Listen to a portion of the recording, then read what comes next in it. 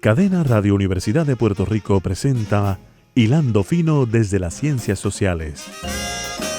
Un programa de análisis profundo sobre temas contemporáneos de interés nacional e internacional a cargo de profesores e investigadores universitarios.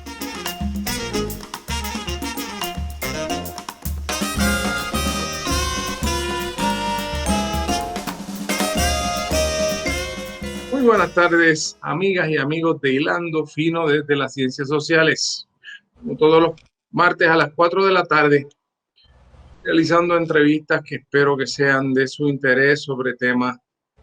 de Puerto Rico, del mundo, de nuestras comunidades. Esta tarde me acompaña un colega de la Universidad de Puerto Rico, profesor del Instituto de Relaciones del Trabajo, donde enseña cursos de Derecho Laboral y otros temas relacionados con esa unidad de nuestro recinto, que es el licenciado Alejandro Torres Rivera. Muy buenas tardes, Alejandro. Buenas tardes para ti, Javier, y buenas tardes para todo el público que escucha este programa los martes en la tarde. Gracias. Alejandro, pues ya les dije, es profesor, colega de la Universidad de Puerto Rico.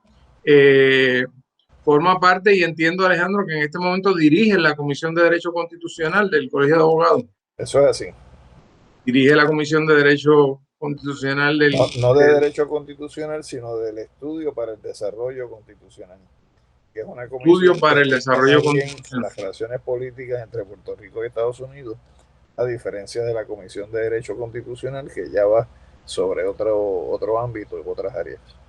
Muy bien, aclarado el punto. Alejandro, pues como ustedes saben, es un abogado sindical de amplia experiencia en Puerto Rico. Ha escrito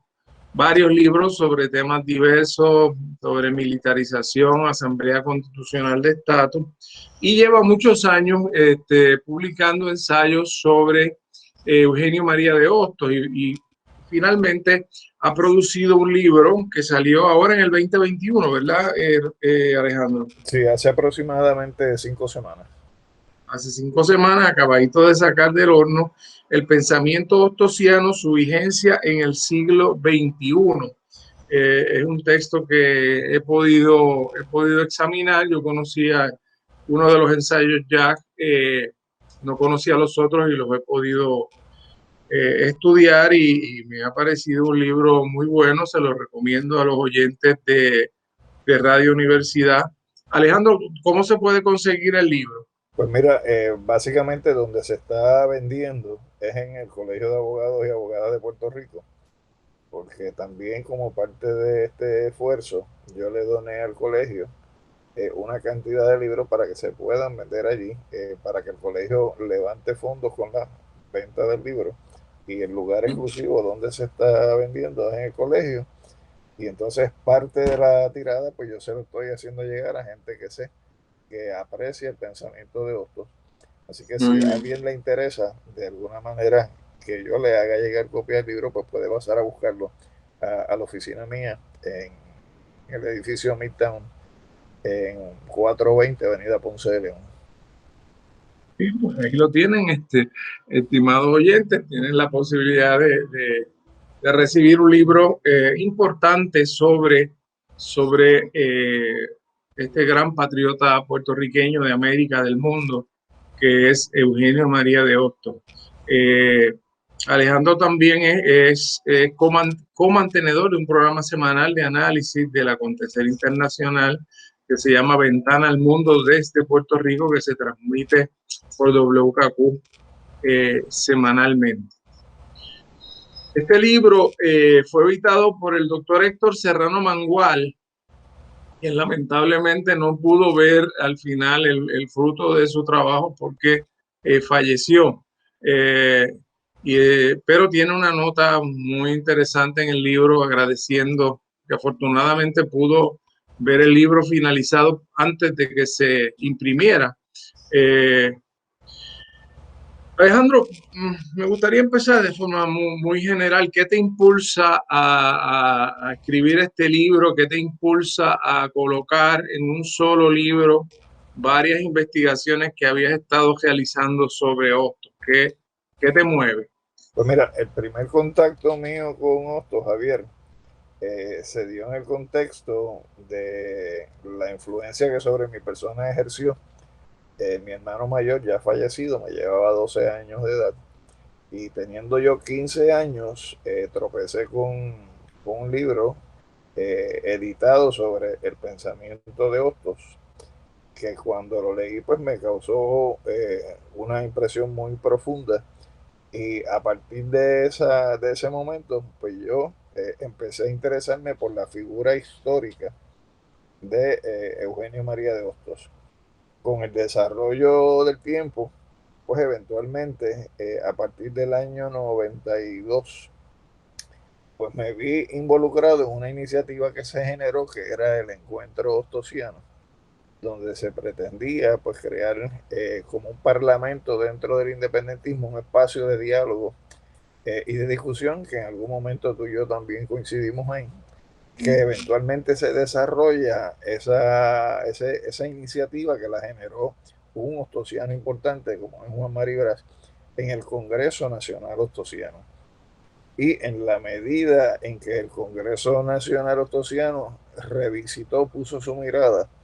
en ese proceso de transición que se da entre 1898 y 1903, que es la fecha de la muerte de Hostos, pues uno se tropieza con una serie de escritos. Una gran parte de ellos están recogidos en la edición crítica en los 2 tomos de Madre Isla, que son los escritos de Hostos de ese periodo. Pero de otro lado, examinando el pensamiento de otros patriotas del siglo XIX en el contexto de la Federación o la Confederación de las Antillas, en el contexto de la solidaridad con las 3 guerras de independencia en Cuba, lo que fue la participación de ese liderato histórico del siglo XIX en impulsar un proyecto de lucha de independencia en Puerto Rico, pues eso me fue eslabonando con Hostos, con Betances, con Ruiz Belvis, con Sotero Figueroa, con otros patriotas del momento que tanto en Puerto Rico como fuera de Puerto Rico pues mantuvieron en alto la bandera de la libertad, de la independencia y de la soberanía. Así que en el proceso pues se da ese elemento de integración emocional e histórica. Pero de otro lado, a diferencia de otros patriotas del siglo XIX, salvo, claro está, la excepción de Ruiz Belvis, que muere muy temprano, pues quien estuvo vinculado al concepto del derecho como mecanismo de lucha fue Hostos. Y en ese sentido, siendo mi disciplina, pues el derecho, pues un elemento adicional que me permitió ampliar el horizonte en el estudio de Hostos, en sus lecciones de derecho constitucional, en su tratado de moral, es decir, en otros ámbitos que Hostos abarca en su pensamiento. Y pues llega el momento en que ya uno se considera, aunque uno lo pueda decir desde la aproximación de la humildad, uno se considera hostosiano porque le ha dedicado tiempo y esfuerzo a conocer su pensamiento. Así que esa sería la forma como yo llegué a acercarme a Hostos. Y claro está, a partir de esa realidad, pues como a mí me gusta escribir, pues me planteé desarrollar por escrito ideas. Y por ejemplo, el primer ensayo que tiene este libro es una conferencia que yo dicté en República Dominicana, a la cual fui invitado. Y así, por ejemplo, si vamos al segundo ensayo que tiene que ver con Hostos, sigue señalando el camino de la libertad. Ese es un discurso que yo presenté en la Universidad de Puerto Rico hace unos años, en la conmemoración que se hace de Hostos. Si nos vamos, por ejemplo, a la influencia del derecho en la propuesta descolonizadora de Hostos, pues eso fue un documento, una conferencia amplia que yo presenté en La Habana, en Cuba, en un congreso que le dedicaron un día completo a la discusión sobre Hostos. Y así cada uno de estos ensayos tiene una perspectiva, una ubicación, un contexto histórico. Yo Me como gustaría, pastor, sí, sí, me gustaría entrar a un primer tema que yo creo que podemos unir precisamente 2 de tus ensayos. Uno, que tú trabajas un tema que siempre ha resultado un poco no sé cuál es la palabra, escabroso de trabajar, que es cuál, cuál fue la posición de Eugenio Mera de Hostos luego de la invasión norteamericana y cuál es su posición sobre la situación del estatus. Ha habido una serie de controversias históricas, en algún momento se ha dicho que Hostos favorecía la anexión, favorecía la estadidad, y tú le dedicas unas páginas bastante detalladas a ese tema de cuál es la posición de Hostos sobre el estatus, sobre la situación colonial al momento de la invasión norteamericana. Hay varias cosas que me llaman la atención de tu texto, y en este sentido quizás estoy uniendo dos de tus ensayos. Uno, que Hostos era un admirador del constitucionalismo americano, y en ese sentido, o estadounidense, para usar la palabra más propia, aunque estadounidense también se podría referir a los mexicanos, ¿verdad? Porque es otro estado federal. O los brasileños. Los brasileños, así que siempre está uno buscando las palabras, pero bueno, nos entendemos, nos entendemos. Sabemos que coloquialmente en Puerto Rico, cuando decimos americanos, nos estamos refiriendo a los estadounidenses de Estados Unidos de América. Tú ahí estás juntando dos cosas que a mí me parecen interesantes. Esa admiración de Hostos hacia el constitucionalismo americano. Al mismo tiempo, quizás tú señalas una modo de una crítica que puede haber una cierta subestimación del fenómeno imperialista, de la forma en que ya se había tratado a los mexicanos, de la forma en que se había adquirido propiedades sobre México, etcétera. Pero Hostos en ese momento piensa que, siendo una democracia constitucional, de alguna forma el derecho va a proteger de alguna forma a Puerto Rico de los peores instintos del colonialismo. Y en ese sentido, si estoy entendiendo bien lo que me estás planteando o lo que estás planteando en el libro, es que eventualmente él va a sufrir una gran decepción cuando se enfrenta a ese carácter tan abiertamente imperialista del Puerto Rico. Mira, cuando uno examina el texto de Lecciones de Derecho Constitucional, que son conferencias que él dio en la década del 80 del siglo XIX, y que realmente él no es quien redacta ese texto, sino que son sus estudiantes con sus notas, que después reconstruyen lo que fueron las clases que él impartió o las lecciones que él impartió, pues uno se va a dar cuenta que él hizo un estudio, analizó lo que fueron los sistemas de gobierno que republicanos que surgen de la Revolución Francesa, los sistemas de gobierno republicano que surgen del resultado de las guerras de independencia en el siglo XIX en el continente suramericano, pero también estudió con mucho rigor lo que eran las instituciones de derecho que surgen de la guerra de independencia de Estados Unidos y su estructura constitucional. Y ciertamente uno puede señalar que Hostos vio en ese constitucionalismo estadounidense como que era lo más avanzado o desarrollado que se había logrado tener hasta ese momento desde el punto de vista del devenir histórico. Y ciertamente en ocasiones pues uno observa una aproximación hasta autocríticas, pero en otras acríticas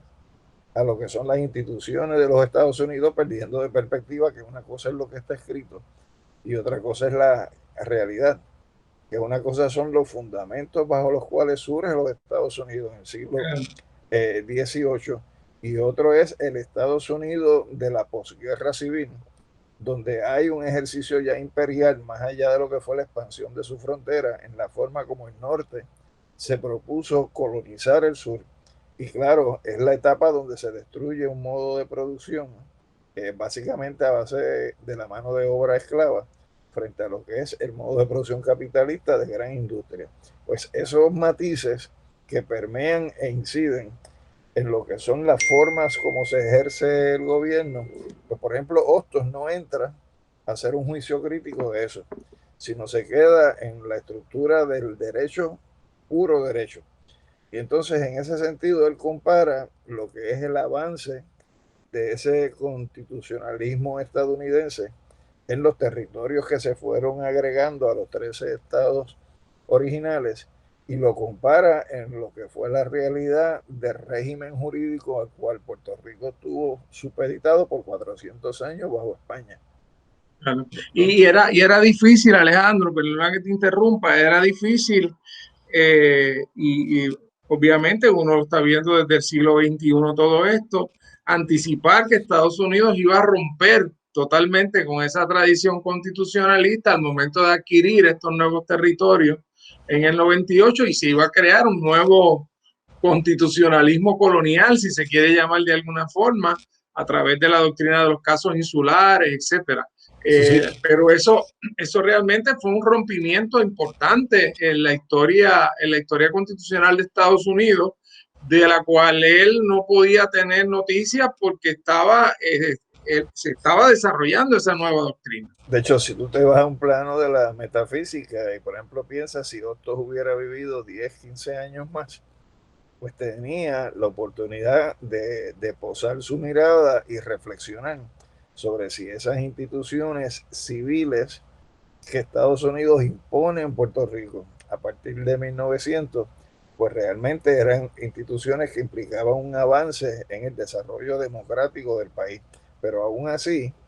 tuvo la previsión de analizar la ley Foraker. Correcto. Y es claro, cuando te dice que es de doble filo, por un lado te dan unas instituciones de derecho de gobierno civil que no existieron bajo España, pero de otro lado, el otro filo es que te mantiene una sujeción colonial donde no se le permite a los puertorriqueños poder decidir lo que los puertorriqueños entiendan y donde ese rescate que él siempre reclamó de la personalidad jurídica de los puertorriqueños nunca estuvo presente. Sí. Así que él avisora las consecuencias de esa ley Foraker, pero no tuvo la oportunidad de analizarla en los 17 años que hubo de ley Foraker en Puerto Rico. Claro, porque Hostos muere en el 1903. 1903, casi inmediatamente después. Pero tú señalas también que me llamó la atención y me pareció importante que Hostos anticipa un poco la teoría de la nulidad de ese cambio de soberanía que se produce con el Tratado de París. Él lo afirma, él dice que Puerto Rico es un ser de derecho que no lo ha perdido como resultado de una guerra que es una guerra de anexión forzada, y donde esa anexión forzada él la describe como una anexión criminal, que es el nombre que se usa para algunas anexiones de territorios que se dieron en Europa en ese mismo periodo y que incluso gobernantes de los Estados Unidos las describieron de esa manera, que era una agresión, una anexión criminal. Entonces, en ese sentido, Hostos, su pelea en ese tránsito histórico es: respétame la personalidad como pueblo, dame un gobierno civil, no militar, permite que se desarrollen instituciones democráticas que nunca el país ha tenido, donde los puertorriqueños, que en términos de cultura y ejercicio democrático no tuvimos en 400 años eso bajo España, comencemos a vivir esa institucionalidad en un gobierno que sea temporal. Y ese gobierno temporal, en algún momento él habló de 15 años, en otro momento habló de 20, en otro momento habló de 25, es decir, hasta una generación, de forma tal que, superada la generación de la ignorancia y la incultura en el ejercicio de las instituciones democráticas, la siguiente generación, ya educada en el ejercicio y en esa cultura democrática, pudiera tomar una decisión en una de dos vías: o hacia la independencia o hacia la anexión. Pero en el caso de la anexión dice que tiene que ser como enteros y no como fracción, que primero tú tienes que tener el poder de la soberanía para trocar esa soberanía propia en una soberanía compartida. Por lo tanto, él no está hablando de un proceso de asimilación o de integración sin que uno tenga primero el ejercicio de esos valores democráticos y segundo la soberanía política para poder tomar decisiones. Y eso es lo que él señala como gobierno temporal. Es interesante porque poco tiempo después se va a discutir el caso de González del Tribunal Supremo, de la mujer que trata de entrar a Nueva York en 1904 y la detienen, porque en ese momento puertorriqueños bajo la ley fuera que son ciudadanos de Puerto Rico y no se sabe si eso implica derecho a entrar o no a Estados Unidos. Y en ese caso es interesante porque la defensa que hace Cudert, el abogado de González, es que se les debía dar la ciudadanía norteamericana a los puertorriqueños porque la ciudadanía realmente no implicaba grandes derechos, ni para las mujeres, ni para los negros, ni para los indios, que realmente la ciudadanía era más que nada un símbolo de lealtad hacia Estados Unidos, de lealtad, hacia de lealtad y de protección internacional. Correcto. Porque a través de la ciudadanía, el Estado asume la representación de ese ciudadano fuera de la jurisdicción del Estado. Yo pensé en Hostos, o sea, qué decepción hubiera representado para Hostos oír que se estaba degradando de esa forma lo que significaba la ciudadanía, y me parece que hubiera ¿verdad? Uno especula, pero que hubiera solidificado más su interés entonces de lograr la independencia, que es en cierto modo lo que va a ocurrir con sectores importantes de la clase política de esa época que sobreviven a Hostos y que entonces terminan fundando el primer partido independentista en el 12. Y te adelanto, aunque no necesariamente es tema de conversación en estos momentos, el concepto de gobierno temporal o protectorado que diseña Hostos es distinto al concepto de gobierno temporal o protectorado que impulsa más adelante José de Diego. Y mientras Hostos dice que la ley fora, que no hace otra cosa de dar una apariencia de legalidad al hecho de la sujeción por la fuerza de Puerto Rico a los Estados Unidos, de otro lado, cuando tú examinas los escritos de Diego, te dice que esa ley fue una ley buenísima porque crea una ciudadanía puertorriqueña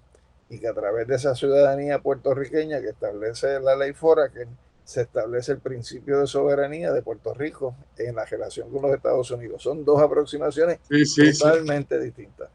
Y un poco, el modelo de protectorado es un protectorado todavía, ¿cómo te diría?, más sometido al poder de los Estados Unidos que la propuesta de gobierno temporal de Hostos. Sí, es bien interesante, pero bueno, no quiero que nos vayamos por ahí porque se nos puede ir el programa. Pero Maribra, cuando defiende a la ciudadanía puertorriqueña, uno de los argumentos que utiliza es que la ley fora que le dio contenido internacional a la ciudadanía de Puerto Rico, porque esa era la disposición que el Tratado de París le había pedido al Congreso, que hiciera una adjudicación de los derechos civiles.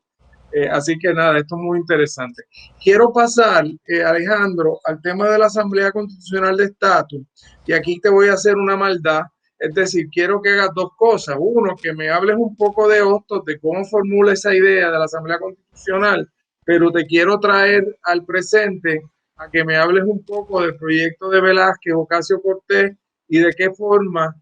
esa legislación que se está discutiendo ahora articula o no los principios que guiaron la propuesta de Hostos. Ok, en el caso de Hostos, a juicio mío, la semilla del concepto se siembra el 10 de septiembre de 1898, que es la fecha en que se lleva a cabo la asamblea para la disolución de la sección Puerto Rico del Partido Revolucionario Cubano, donde al momento en que se está disolviendo, él, junto al doctor Ena, que era de corriente anexionista, y al doctor Manuel Seno Gandía, que era autonomista, presentan en ese momento de disolución de la sección Puerto Rico la propuesta de una liga de patriotas, donde plantea que el ejercicio del reclamo frente a los Estados Unidos, del reconocimiento y respeto a la personalidad jurídica nuestra, se tiene que hacer como pueblo, integrando todos los componentes vitales del país en la corriente política. Y en ese sentido, él diseña ese mecanismo y crea una comisión, que es una comisión que incluso él trabaja los documentos principales, que esa comisión va a reunirse con el presidente McKinley en aquel momento, dirigido a evitar o eliminar la presencia de un gobierno militar y el tránsito hacia un gobierno civil. Ese concepto que es consono con lo que hemos hablado en la primera parte del programa de su estima, siendo Estados Unidos un Estado de derecho, pues qué mejor quiera ver el presidente para que se conforme la actuación de Estados Unidos a lo que él entendía que la Constitución de Estados Unidos mandataba en un caso como este. Él incluso plantea la posibilidad de unos comisionados que queden como delegados plenipotenciarios en Estados Unidos para continuar esas discusiones con el gobierno de Estados Unidos, pero también plantea, ya llegada la ley Foraker, de que aquellos que constituyeron la Cámara de Delegados den la batalla, la pelea jurídica por seguir propulsando ese rescate del reconocimiento de la personalidad de Puerto Rico, y dice que el hecho de que no hayan ya condiciones para desarrollar la lucha armada no quiere decir que no estén las condiciones para dar la pelea jurídica, incluso frente a las propias instituciones de Estados Unidos, incluso ante los propios tribunales de los Estados Unidos. Y plantea entonces que la Asamblea de Delegados debería, como cuerpo representativo del abanico de los puertorriqueños, entonces tornarse en un mecanismo como de convención para entonces enviar a esos delegados a discutir con Estados Unidos la situación. La idea de asamblea, la idea de convención, la idea de participación de todos los sectores políticos sientan, a juicio mío, unos elementos o unos pilares que con su desarrollo vimos que aparecieron en otros dirigentes históricos en un momento dado, porque se llegó a hablar de una asamblea constituyente, la planteó de Diego, la planteó también Muñoz Marín en un momento dado, antes de que se diera el proceso de la ley 600, y ciertamente se fue retomando el modelo en lo que fue el desarrollo de la Convención Constitucional en Puerto Rico de 1951 al 52, que es importante tomar nota que si usted va a la ley 600, en ningún sitio se habla de convención o asamblea constituyente, sino que se habla de convención constitucional, que es el título que siempre Estados Unidos le ha planteado al país. Y entonces ese método que se desarrolla como proceso de asamblea constitucional, no constituyente, pues sienta también base para uno plantear, pues mira, a la hora de revisar las relaciones políticas entre Puerto Rico y Estados Unidos, que mejor que una convención o asamblea constitucional que tiene el método de asamblea, que tiene el elemento de la elección de delegados, que tiene el elemento de proceso de deliberación, que incluso se le añade el proceso de negociación. Lo único que se da desde la perspectiva de acercamiento de todos los sectores que componen el abanico político en Puerto Rico. En ese sentido, Alejandro, está absolutamente vigente, porque parte de la premisa de que se debe descartar la noción de que en función de la cláusula territorial, esto es un territorio que se puede traficar con él como si fuera una cosa, y lo que sí debe haber un acto de autodeterminación política, que es el énfasis que se hace en el proyecto ahora de Velázquez y de Ocasio-Cortez, precisamente que Estados Unidos lo que debe es dar paso a un mecanismo que le permita al pueblo de Puerto Rico ejercer ese derecho a la autodeterminación, y no el Congreso, y en este caso las fuerzas políticas de Estados Unidos en particular, de acuerdo a cómo ellos evalúen la situación, tomar decisiones sobre el futuro, como parecería ser la situación del Partido Demócrata ahora, que de pronto ha descubierto que podría ser beneficioso para sus intereses convertir a Puerto Rico en Estado de Estados Unidos. Vamos a hacer una pausa, Alejandro, en esta interesante conversación, y regresamos de inmediato a Hilando Fino.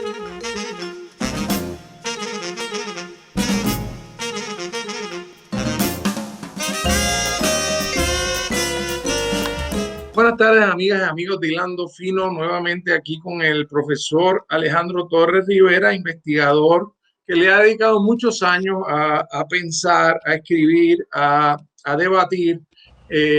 a la figura de Eugenio María de Hostos, pero desde una perspectiva de cuál es la vigencia de ese pensamiento en el siglo XXI. Arañamos varios temas que están contenidos en el libro. El libro probablemente no vamos a poder discutirlo completo porque la variedad de temas es muy amplio. Hay un ensayo corto pero muy interesante sobre la religión de Hostos, perdón. Hay un ensayo muy interesante sobre la masonería y Hostos, que no sé si nos dé tiempo hoy, ojalá que sí, de discutirlo. En la primera parte del programa estábamos hablando de cómo Hostos es una persona que ha estudiado a profundidad el sistema constitucional de Estados Unidos, que tiene mucho respeto por la creatividad norteamericana de crear un gobierno representativo, y que un poco se va a enfrentar a una ley fora que es extraordinariamente colonial, y se va a enfrentar a un Puerto Rico que él entiende que no está preparado totalmente para ejercer su derecho a la autodeterminación. Entonces está tratando de crear las condiciones para, desde lo que sería una asamblea constitucional, pues que Puerto Rico pudiera negociar en igualdad de condiciones con Estados Unidos su futuro político, que no se le tratara como una cosa. Entonces, en ese sentido, cuando uno ve esos debates, se da cuenta que lamentablemente todavía ese principio hostosiano de que haya de verdad una negociación bilateral entre Puerto Rico y Estados Unidos sigue vigente. Y entonces estábamos hablando de cómo se está tratando de articular en el proyecto de las congresistas Nidia Velázquez y Alexandria Ocasio-Cortez. Pues mira, Javier, lo primero es que el planteamiento de que reconocer que los puertorriqueños tenemos el derecho de autoconvocarnos para una asamblea con relación a la revisión de las relaciones políticas entre Puerto Rico y Estados Unidos, ya eso estuvo presente en el proyecto que radicó Nidia Velázquez con Luis Gutiérrez y Serrano en el año 2006. Eso se repite en el proyecto que Nidia Velázquez con Alexandria radican en el año 2020 y está presente ahora en el año 2021, pero se está enriqueciendo con otros elementos que para mí también son importantísimos. Lo primero es que reconoce que Estados Unidos tiene obligaciones bajo el Pacto Internacional de los Derechos Civiles y Políticos, que es un tratado que Estados Unidos ratifica en el año 1992, y dentro de lo que es la estructura jurídica estadounidense, primero está la Constitución, después las leyes del Congreso y después los tratados que se ratifican. Y como ellos ya dicen que eso es the law of the land, pues por lo tanto Estados Unidos está obligado a cumplir con ese tratado en el cual se obligó a que en su artículo primero dice que tiene que respetarse el derecho a la libre determinación de los pueblos, y hay otras expresiones en ese tratado que van de la mano con lo que es la propuesta de ejercicio de libre determinación. Ahora, Alejandro, habría que decir también, para efectos de poner todas las cartas sobre la mesa, que cuando el movimiento estadista ha tratado de utilizar ese pacto para obtener voto presidencial y otro tipo de cosas, los tribunales federales han rechazado ese argumento. Se rechazó en el caso de Igartúa, que de hecho el juez federal Torruella se quedó en minoría en ese caso. Pero es porque la estadidad no es un derecho, pero el derecho a la libre determinación sí es el derecho. Y por vía de ese primer artículo donde se reconoce el derecho a la libre determinación, se empata con lo que es la resolución 1514 de 1960, que parte de que todo pueblo que no haya alcanzado aún la independencia, aunque haya sido sacado de los territorios no autónomos o los territorios administrados, sigue teniendo ese derecho a la libre determinación. Entonces, yo creo que esa incorporación que nunca había estado en una propuesta de legislación desde el Congreso para acá es importante. Es importante también que en el proyecto, a diferencia del 2006, crea una comisión negociadora. Por lo tanto, tenemos un interlocutor en los Estados Unidos con el cual va a actuar la asamblea de delegados que se escoja acá pero también en el proyecto del En 2021. ese sentido, perdóname Alejandro, disculpa, pero es que me parece importante. En ese sentido, tú rechazas la acusación que se ha hecho de que este es un proyecto imperialista porque le está obligando a los puertorriqueños a hacer una asamblea constitucional de estatus. O sea, esa ha sido una de las líneas principales de que ya Puerto Rico lo hizo a través de un plebiscito y que esto es una imposición Pues del gobierno de la Estados Unidos. contestación es que no, porque lo que hace el proyecto es que reconoce el derecho de nosotros autoconvocarnos y dice que tiene que ser a través de un referéndum. Por lo tanto, en el referéndum tú puedes decir, no queremos ese método. Por lo tanto, si podemos rechazar el método, no es una imposición. Pero la realidad es que el método es un método correcto para uno abordar el proceso. Y entonces tiene la virtud, el método, que al crear esa contraparte en los Estados Unidos, no solamente incorpora representación bipartidista de Cámara y Senado,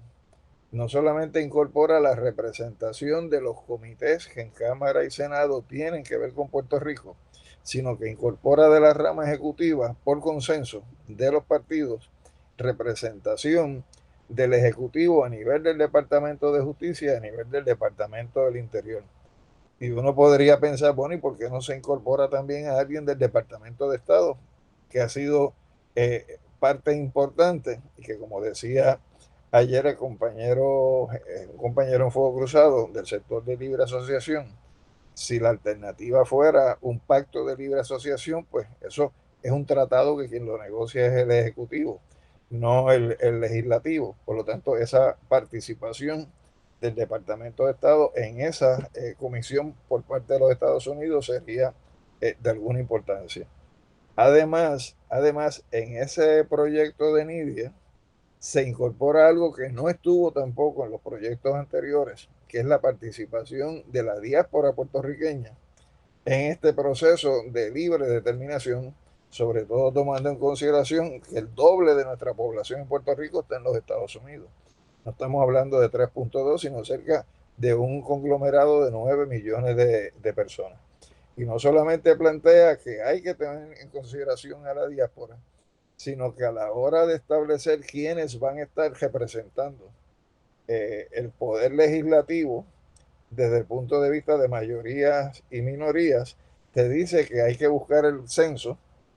a partir del censo identificar 10 estados o distritos donde haya una amplia presencia de puertorriqueños y puertorriqueñas para que de ahí venga, pues entonces el sentir de la diáspora en la parte de allá de los Estados Unidos en esa comisión negociadora. Entonces uno puede decir, mira, incluso hay otros elementos que uno podría destacar. Ciertamente es un proyecto que tiene la iniciativa en los Estados Unidos, pero abre el espacio para una iniciativa en Puerto Rico. Y entonces también te incorpora como elemento de importancia en que si tú defines la fórmula de estadidad, de independencia, de asociación, cómo se va a llegar a ese resultado final está delimitado por unos planes de transición, donde esos planes de transición tendrían que ser acordados. Por lo tanto, si en el proceso de negociación las dos partes coinciden en la definición y coinciden en la transición, el resultado final al que se pueda llegar va a ser vinculante. Algo que todavía el día de hoy nunca se ha dado en los ejercicios plebiscitarios que se han hecho en Puerto Rico. Déjame hacerte una pregunta difícil. El Congreso de Estados Unidos eliminó las secciones 936, ¿verdad? Eliminó en cierto sentido elementos importantes de la base industrial y eso en cierto modo ha creado condiciones para una mayor dependencia que se ha acrecentado mucho Can María, con el aumento de la pobreza y por lo tanto con el aumento de las transferencias federales. Y ahora cuando se habla de desarrollo económico en Puerto Rico, se habla de qué va a hacer el Congreso con Puerto Rico, de si va a restituir las 936, de si va a hacer distintas cosas, pero en el proceso, pues aparentemente con este nuevo gobierno demócrata se va a facilitar una llegada mayor de fondos federales. Y la pregunta difícil es, ¿puede haber un verdadero proceso de autodeterminación política en medio de una situación de dependencia económica creciente, en medio de un proceso de empobrecimiento creciente, en medio de un proceso de privatización creciente, en medio de un proceso de asfixia de la Universidad de Puerto Rico, de las instituciones tradicionales, en un medio de la privatización de la energía eléctrica? ¿Cómo? Yo sé que esta pregunta es muy difícil, Alejandro, pero te la tengo que hacer. Lo que pasa es que ¿Cómo salvamos ese principio de la autodeterminación en medio de lo que algunos llaman una recolonización de Puerto Rico? veo cuál es tu preocupación, Javier, porque también uno ha reflexionado sobre eso. Yo, por ejemplo, tengo el punto de vista de que aquí hay que denunciar la corriente estadista porque son los responsables del empobrecimiento del país. Son los que conspiraron para eliminar la 936, son los que le han planteado al país que mientras más dependencia haya, pues tanto mejor. Son los que han sostenido el discurso de que la estadidad es para los pobres, son los que han ido aprobando legislación para degradar los beneficios y los derechos a los que tienen derecho a los trabajadores, son los que trabajaron para desmantelar los sistemas de retiro y han sido los principales responsables en la deuda que tiene el país en estos momentos.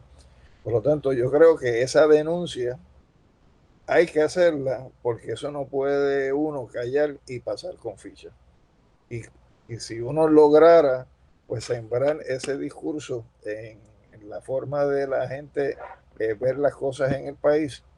pues pudiera ser que lo que tú ves como algo que limita el ejercicio de libre determinación lo adelante o lo facilite,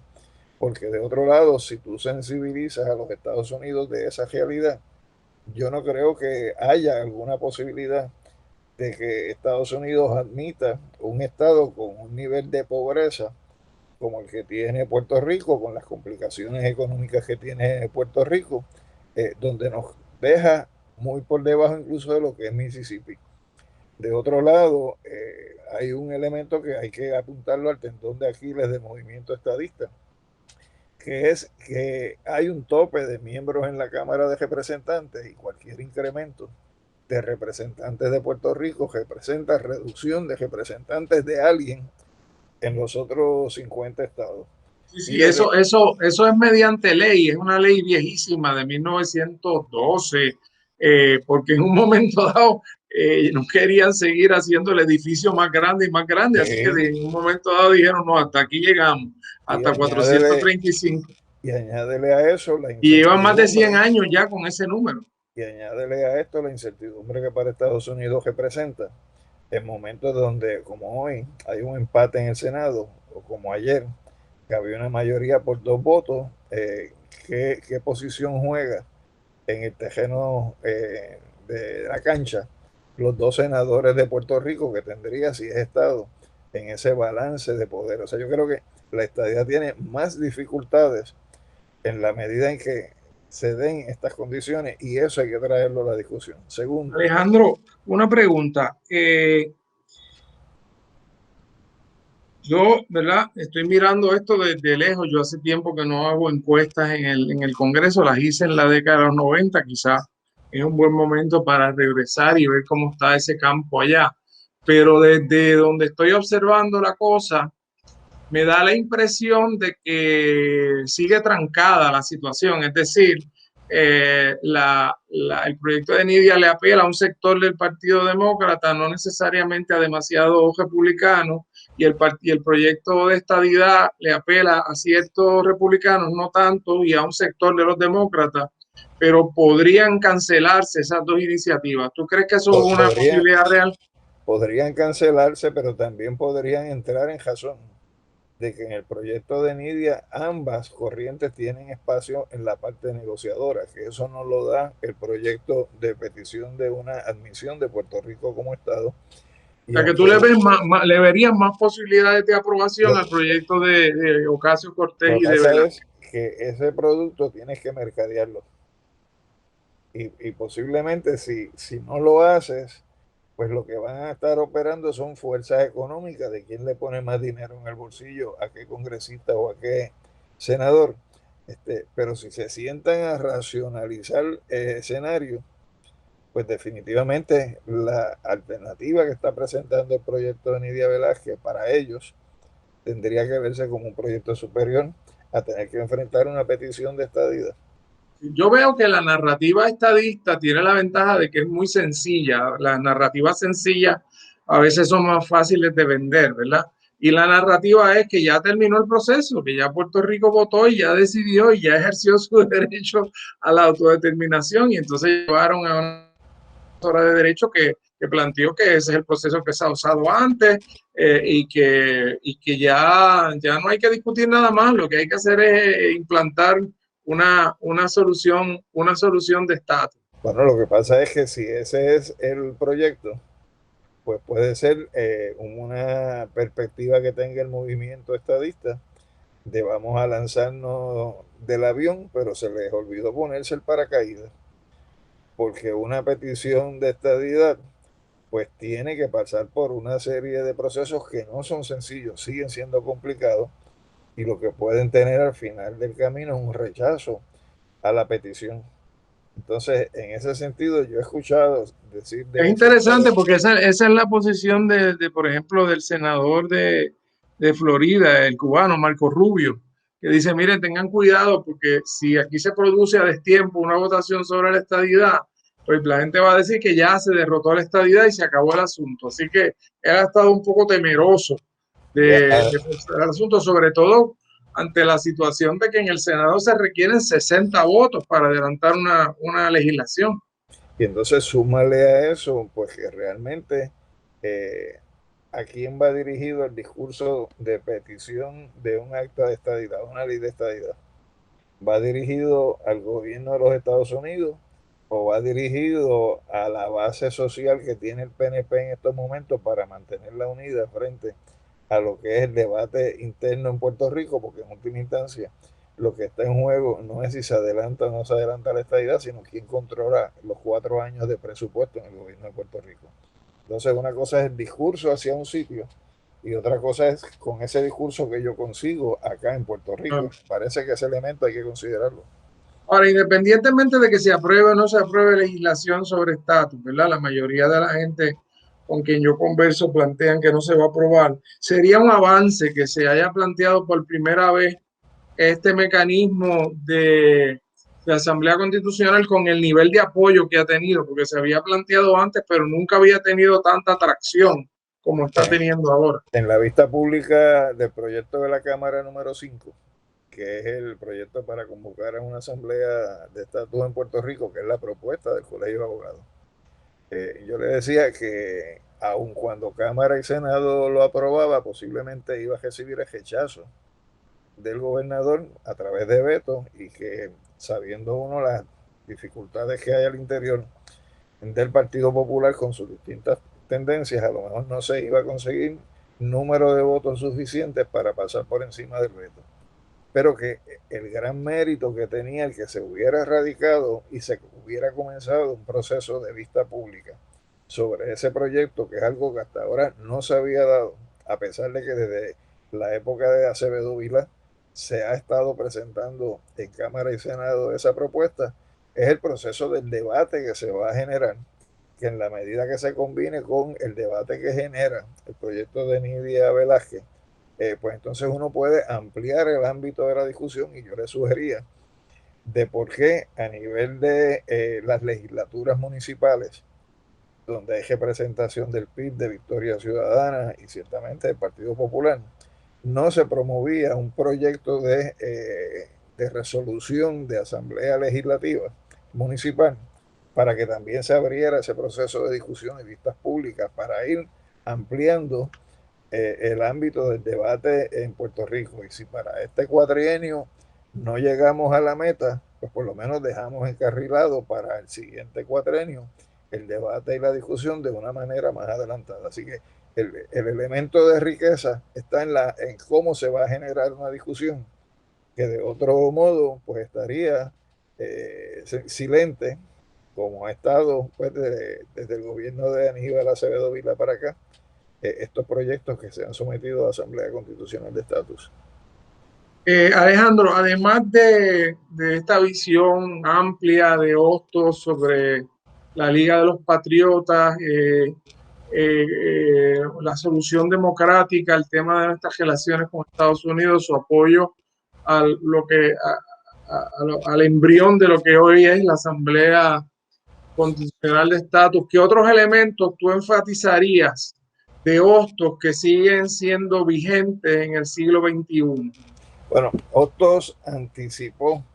herramientas de lo que hoy es el derecho a la libre determinación, que es un derecho que surge en el periodo posterior a la Primera Guerra Mundial, por lo tanto, desde la época después que ya la había muerto y que están ahí vivitos y coleando. Segundo, yo creo que es importante el énfasis que Hostos le da a la educación